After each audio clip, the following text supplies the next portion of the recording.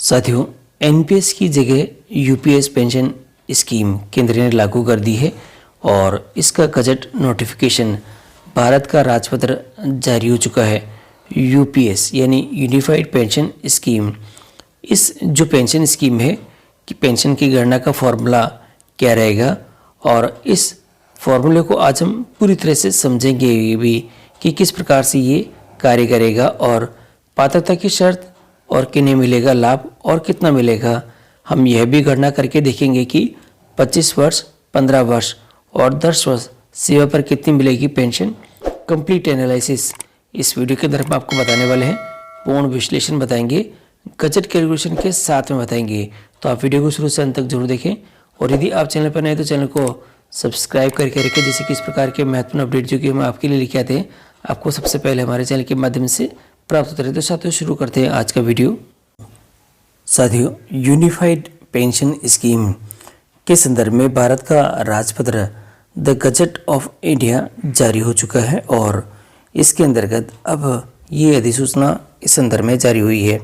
NPS के संदर्भ में, यानी जहां एनपीएस है अब उसकी जगह पर एकीकृत पेंशन योजना यूनिफाइड पेंशन स्कीम लागू होगी और इसके संदर्भ में ये आप सभी के लिए अपडेट्स हैं और इसके अंदर क्या क्या है ये आज एक एक करके हम जानने की कोशिश करेंगे।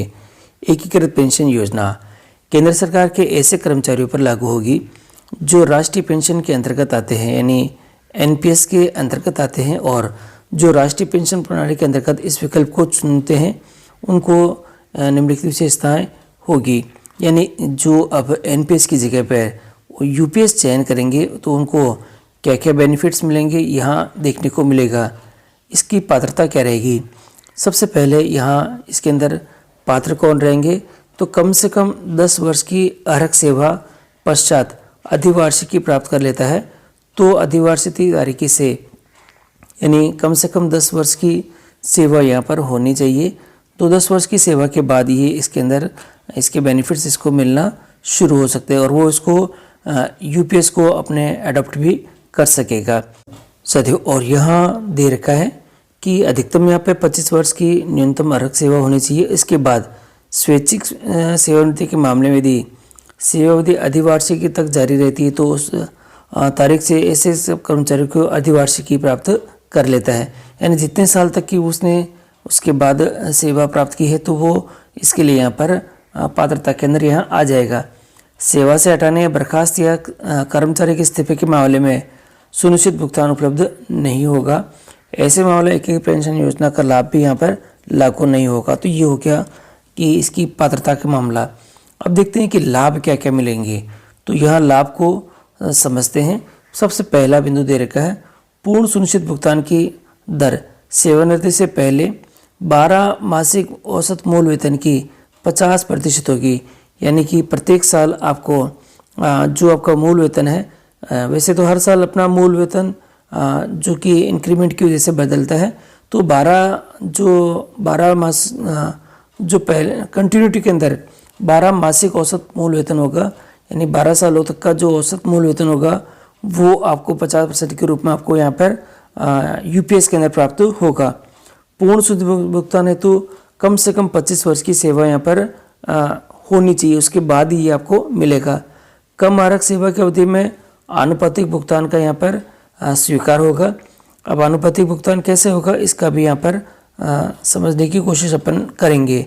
10 साल से अधिक की सेवा अवधि के मामले में सेवानिवृत्त होने पर प्रति माह 10,000 रुपये तक का न्यूनतम गारंटीड भुगतान आपको यहाँ पर रहेगा। कम से कम 10,000 रुपये तो आपको मिलेंगे ही मिलेंगे। न्यूनतम 25 वर्ष की अर्हक सेवा के पश्चात सेवानिवृत्ति के मामले में सुनिश्चित भुगतान इस तारीख से शुरू होगा जिस तारीख को कर्मचारी सेवा में जारी रहते हुए अधिवार्षिकी प्राप्त कर लेता है, यानी कि जितने समय की उसकी सेवा होगी उसके बाद तो उसके पास में अर्धवार्षिकी होती है। यानी अगर 3 साल अगर सर्विस है तो उसकी 3 की अर्धवार्षिकी यानी कि 6 अर्धवार्षिकी यहाँ पर रहेगी। क्या है कि अधिवार्षिकी के बाद भुगतान धारक की मृत्यु के मामले, अगर भुगतान धारक की मृत्यु हो जाती है तो उस मामले में उसकी मृत्यु के पश्चात पूर्व भुगतान धारक को स्वीकार भुगतान का 7% कानूनी रूप से विवाहित पति पत्नी को दिया जा सकेगा। जो कि इसके अंदर यहाँ पे मेंशन्ड है।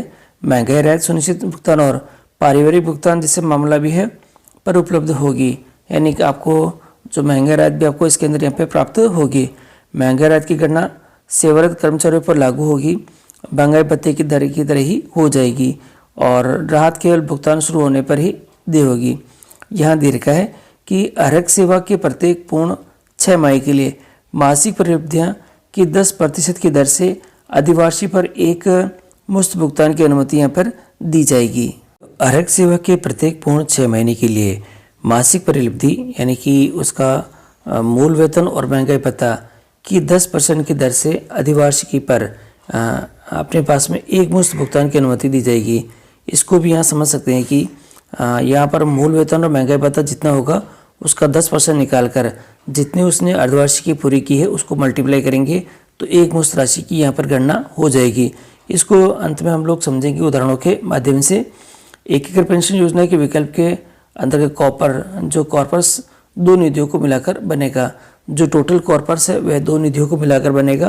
पहला दे रखा है कर्मचारी के अंशदान और उसी के बराबर केंद्र सरकार के अंशदान के साथ एक व्यक्तिगत कॉर्पस है, यानी जितना आप उसमें आप इसमें आप अपना पैसा कटवाएंगे उतना ही केंद्र सरकार भी काटेगी।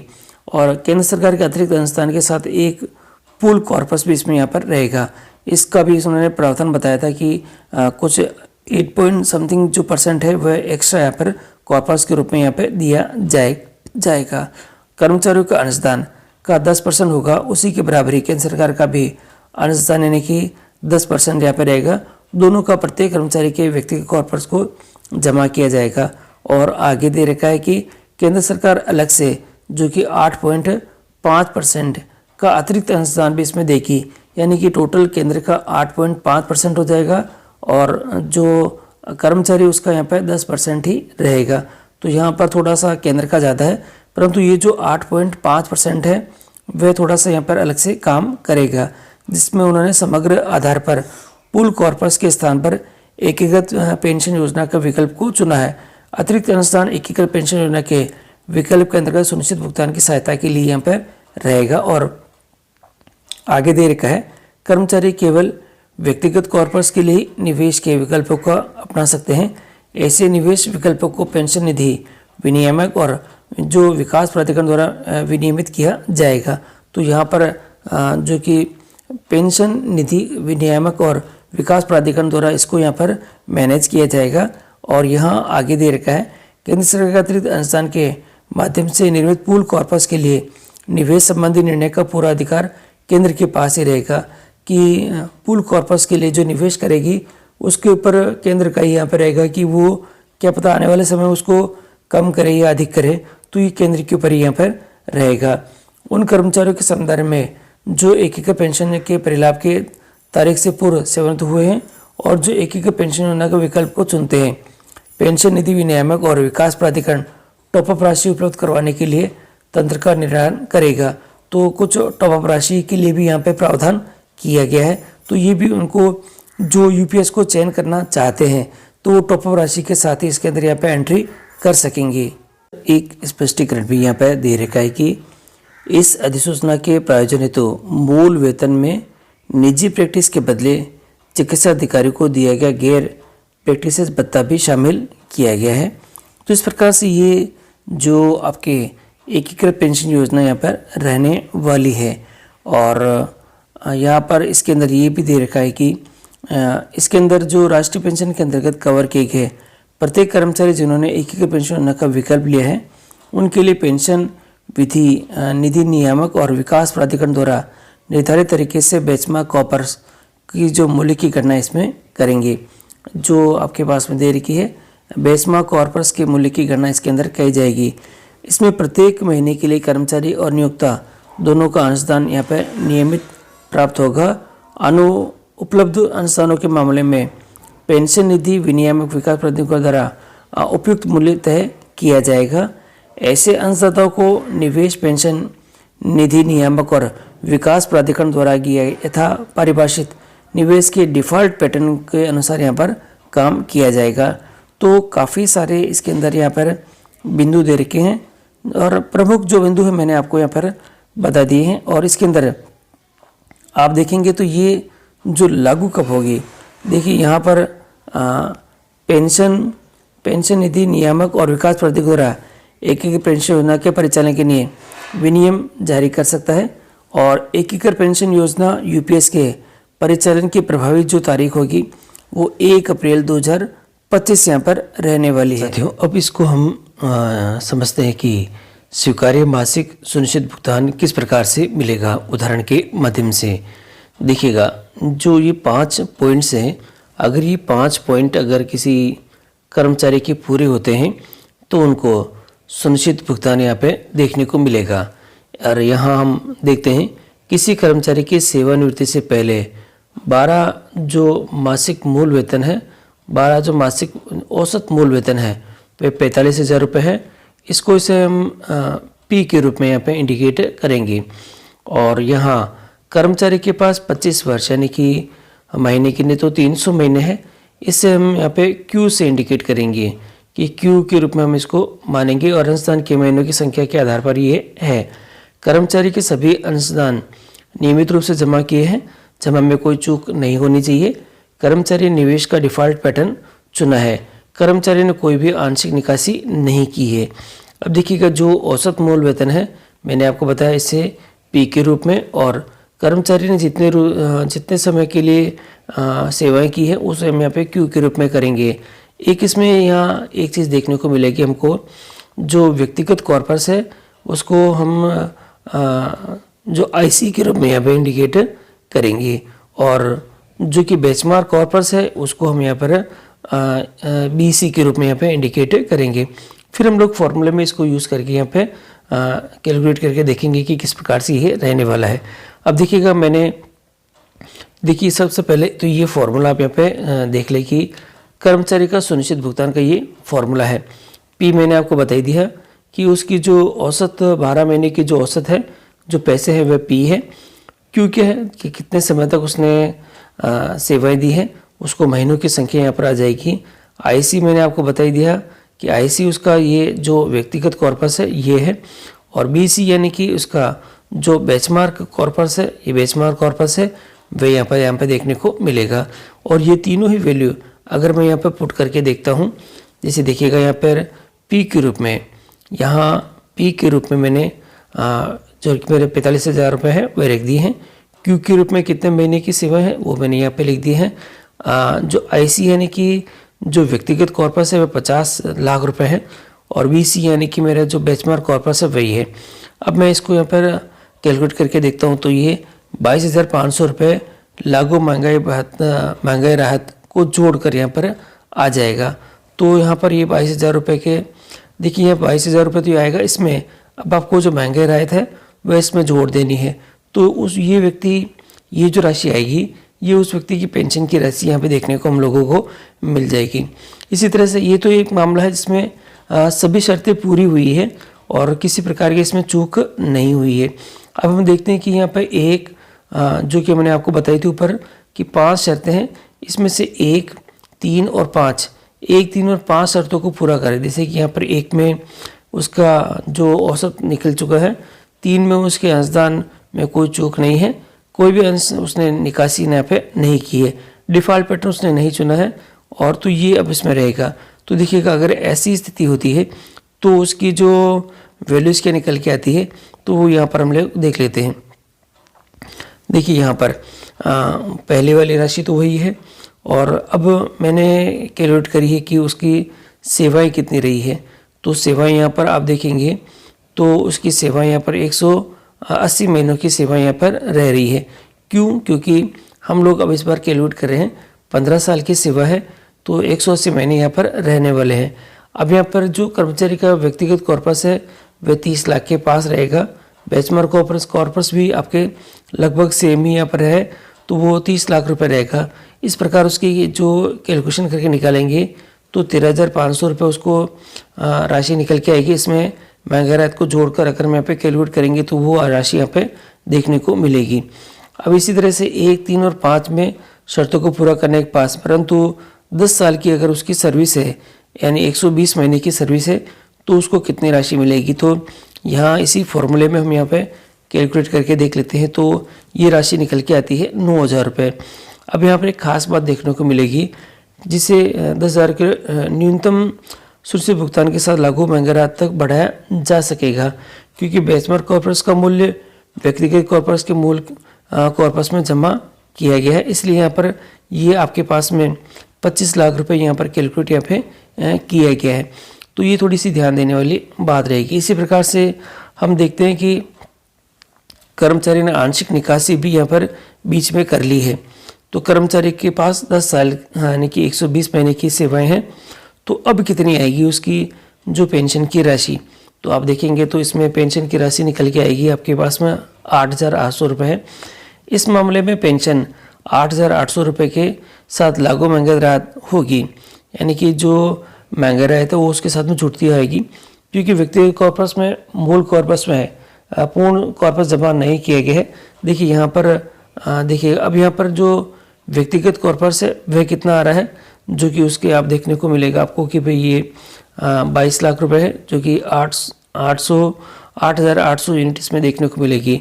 परंतु जो बेंचमार्क कॉर्पस है वह देखिएगा आपके पास में 25 लाख है, जो कि 10,000 यूनिट हमेशा चिन्हित करके हम लोग यहाँ पर रखते हैं, इसलिए ये राशि आपके पास में थोड़ी सी अब ज़्यादा कम देखने को मिलेगी।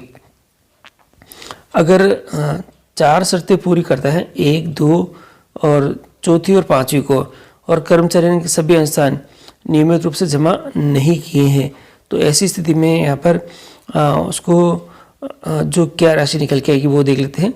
जब हमें कुछ चूक शामिल है तो यहाँ पर ठीक व्यक्तिगत यानी कि कर्मचारी द्वारा ठीक व्यवस्थित नहीं किया गया है, तो यहाँ पर देखेंगे जो व्यक्तिगत कॉर्पस है वह तो वही आपके पास में 45,000 रुपये के यानी कि 45 लाख रुपए के लगभग आएगी, और बेंचमार्क कॉर्पस भी 50 लाख रुपए है, और बीसी के रूप में आप इसमें शामिल करेंगे।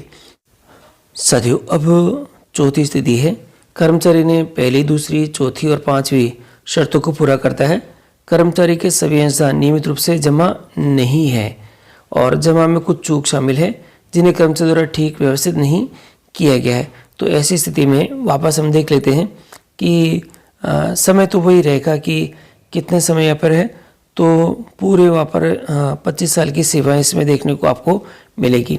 यहाँ कैलकुलेट करके निकालते हैं तो 20,250 रुपये, और उसमें महंगा राहत जोड़कर जो वैल्यू बनेगी वह उसकी पेंशन आपको देखने को मिलेगी।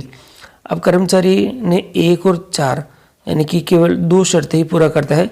कर्मचारी ने आंशिक निकासी की है, बेंचमार्क कॉर्पस की तुलना में उसकी मूल्य सेवानिवृत्ति से पहले कर्मचारी द्वारा वापस नहीं किया गया है, तो ऐसी स्थिति में उसको कितने रुपए मिलेंगे, तो यहाँ कैलकुलेट करके दिखाया गया है कि ये 18,000 रुपये यहाँ पर राशि देखने को आपको मिलेगी, और इसकी वजह से उसको थोड़ी सी यहाँ पर जो वैल्यू उसको कम देखने को प्राप्त होगी। इसी प्रकार से जो कि हम देखेंगे तो कर्मचारी द्वारा 1, 2, 3 और 5 शर्तों को पूरा करता है, तो यहाँ पर कर्मचारी ने व्यक्तिगत कॉर्पस में निवेश में विकल्प चुना है। व्यक्तिगत कॉर्पस का मूल्य बेंचमार्क कॉर्पस से अब यहाँ पर अधिक देखने को मिलेगा, तो आपको यहाँ पर जो कैलकुलेट करके निकाली जाएगी राशि वे वापस 22,500 रुपये यहाँ पे देखने को मिलेगी, जिसमें आपके महंगा राहत भी तुलना वो भी जोड़कर यहाँ पर आ जाएगा। इसी प्रकार से हम देखेंगे कि कर्मचारी 1, 2, 3 और 5 शर्तों को पूरा करता है, तो यहाँ पर क्या देखने को मिलेगा, तो यहाँ पर अब जो कि राशि निकल के आएगी देखिएगा कि बेंचमार्क कॉर्पस यहाँ पर आप देखेंगे तो 50 लाख रुपए ही है, और परंतु व्यक्तिगत कॉर्पस का मूल्य वह 45 लाख रुपए आपको यहाँ पे देखने को मिलेगा। तो ये जो राशि निकल के आएगी वापस वो 20,250 रुपये, और उसमें महंगे राहत को जोड़कर यहाँ पर हम उसकी राशि की गणना कर सकेंगे। यदि कर्मचारी आंशिक रूप से व्यक्तिगत कॉर्पस की भरपाई करता है तो यहाँ पर किस प्रकार से रहेगा, तो देखिएगा जो वैल्यूज़ निकल के आएगी वहाँ पर वो 21,375 रुपये यहाँ पर आपके निकल के आएगी। इस प्रकार से ये राशियाँ रहेंगी। अधिवार्षिक या 25 वर्ष की अर्हक सेवा पूरी होने के बाद स्वैच्छिक सेवानिवृत्ति यानी FR 56 के अंतर्गत सेवानिधि पर एक मुश्त भुगतान की व्याख्या इसमें समझ सकेंगे। अधिवार्षिक यानी VR जो कि हम लोग देखते हैं कि भाई सेवानिवृत्ति ले रहा है के अंतर्गत मूल वेतन उसका 45,000 रुपये है। महंगाई भत्ता 53% अगर हम लोग कैलकुलेट करके देखें तो ये आगे तो और उसमें उपलब्ध परिनिधियाँ आप देखेंगे तो 68,850 रुपये देखने को मिलेगा।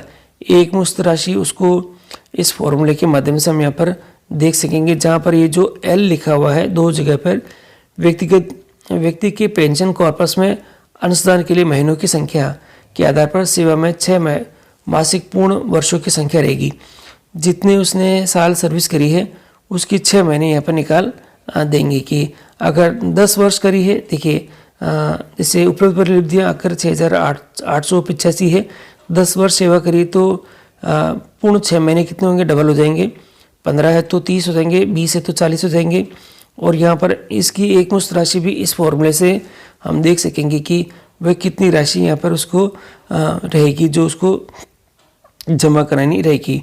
कोई एक मुश्त राशि दे नहीं होगी यदि सेवा की अवधि 10 वर्ष से कम है, क्योंकि ऐसे मामलों में एकीकृत पेंशन योजना लागू नहीं होती है। तो यहाँ पर देखिएगा कि ये जो राशि है एक मुश्त राशि उसको यहाँ पर देखने को मिलेगी। इस प्रकार से जो कि पेंशन की गणना हम लोग करके देख रहे हैं कि किस किस कंडीशन में पेंशन कितनी कितनी उसको मिलने वाली है, उसमें जो भी राशि निकल के आएगी उसमें महंगे रात आपको जोड़कर देखनी है। इस प्रकार ये जो आपके एकीकृत पेंशन योजना है वह इस प्रकार से यहाँ पर काम करेगी। बाकी मैंने आपको डिटेल में हर चीज़ दिखाई है इसके अंतर्गत। फिर भी अगर आपको कोई समस्या है तो आप कमेंट बॉक्स में कमेंट करें जिससे कि आपकी समस्या का समाधान शीघ्र किया जा सके। धन्यवाद।